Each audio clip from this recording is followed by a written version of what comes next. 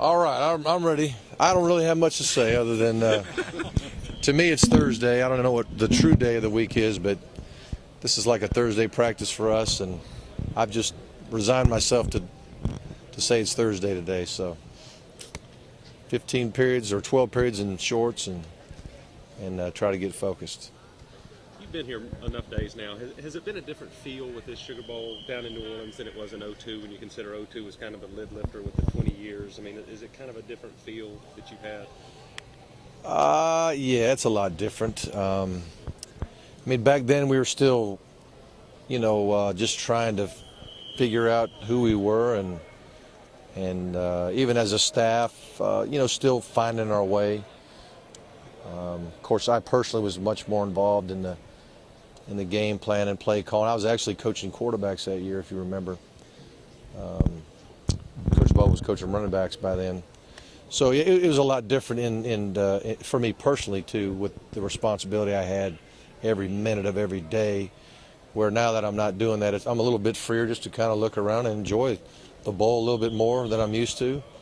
I always say, the bowls are for the wives and the kids and hopefully the players. The coaches usually don't get a whole lot of time to enjoy it.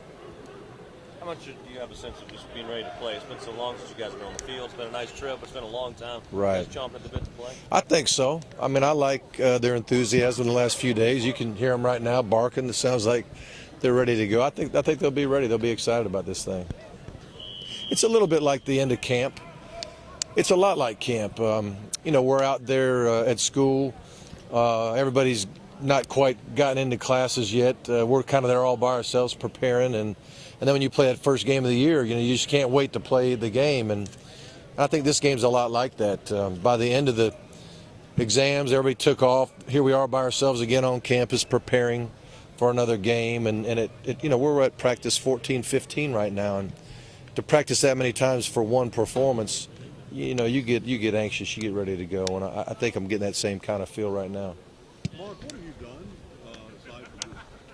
What fun things? Well, yesterday we were going to do some family fun, whether it was going to be bowling or a movie and go out to dinner and all that, and we finally just decided there's some pretty good bowl games on, and we're just going to sit in the room and just enjoy that and call in room service, and the kids go down. There's a game room down there. It's supposed to be for the players, but it's actually for the coaches' kids, and they tear that up pretty good. That's all. We haven't done a whole lot, but now the events with Catherine and I, a couple really nice restaurants. That's been great. Speaking of those bowl games from yesterday, did Coach T get a chance to go to Charlotte to see the song? No. He's watching on TV with you guys? Well, we didn't watch it together. I'm sure he's watching it somewhere.